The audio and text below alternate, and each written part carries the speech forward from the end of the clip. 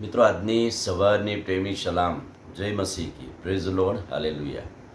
પ્રેરિતોના કૃત્યોમાં આપણે સંત પાઉલની મિશનરી મુસાફરીઓ તપાસીએ છીએ.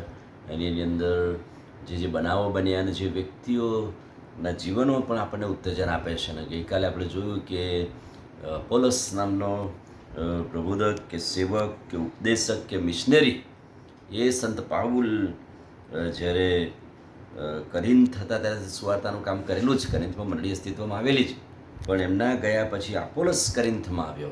અને કરીંથમાં આવ્યા પછી કહે છે કે અલેક્સાન્દ્રિયાનો વતની આપોલસ નામે વિદ્વાન ધર્મ લેખોમાં પ્રવીણ યહૂદી એ એફેસસ આવેલો.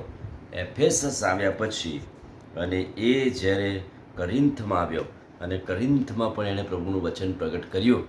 અને અહીંયા આજે જે વિષય કે વાત આપણે જોવાના છીએ કે સંત પાઉલ હોય કે પિત્તર હોય કે દરેકે મિશનરી કામ અને સેવાનું કામ કર્યું. અને છેલ્લે આપોલસ પણ આવે છે.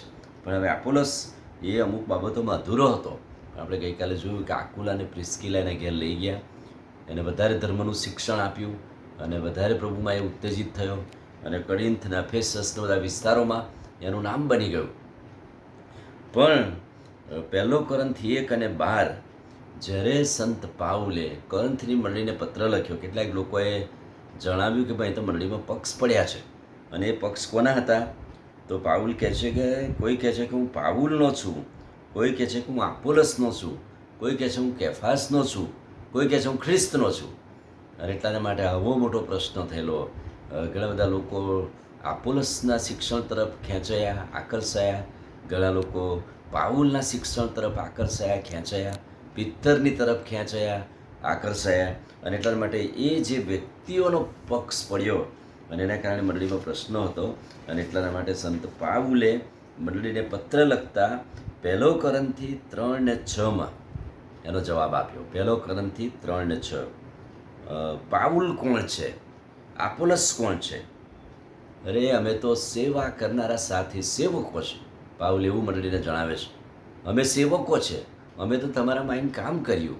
અને એટલે બહુ નમ્રતાથી સંત પાઉલ કહે છે કે મેં રોપ્યું, આપોલસે પાણી પાયું, પણ વૃદ્ધિ તો દેવ આપે છે, ખ્રિસ્ત આપે છે. અને આપણે ખ્રિસ્તી મંડળીના સભ્યો છીએ.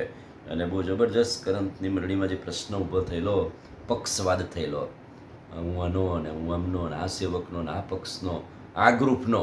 અને એટલાના માટે સંત પાઉલ પોતે આટલો મોટો સેવક હોવા છતાં પણ બહુ નમ્રતાથી એણે કબૂલ્યું ને કહ્યું કે આપોલસ પણ સેવક જ છે, હું પણ સેવક જ છું, અમે તો તમારામાં કામ કરનારા સાથી સેવકો છીએ. પણ મંડળીને વૃદ્ધિ આપનાર એ તો ઈશ્વર છે, દેવ છે, પ્રભુ છે. એ વાત એણે પ્રગટ કરી. અને એ વાત કહેતા એને જાણે કે ખચકાટ પણ ના પડ્યો. ઘણા બધા પ્રશ્નો અને મુશ્કેલીઓ આવી પણ એ કહે છે કે એમાં ટકી રહેવા માટે અહીંયાથી એણે કોરિન્થની મંડળીને પત્ર લખ્યો અને એમને ઉત્તેજન આપ્યું. અને એટલા માટે આ દિવસોમાં મિશનરી મુસાફરીમાં સંત પાઉલ હવે એની મુસાફરી પૂર્ણ કરીને આગળ વધે છે. અને હવે તે ત્રીજી મિશનરી મુસાફરીમાં છે. હવે એણે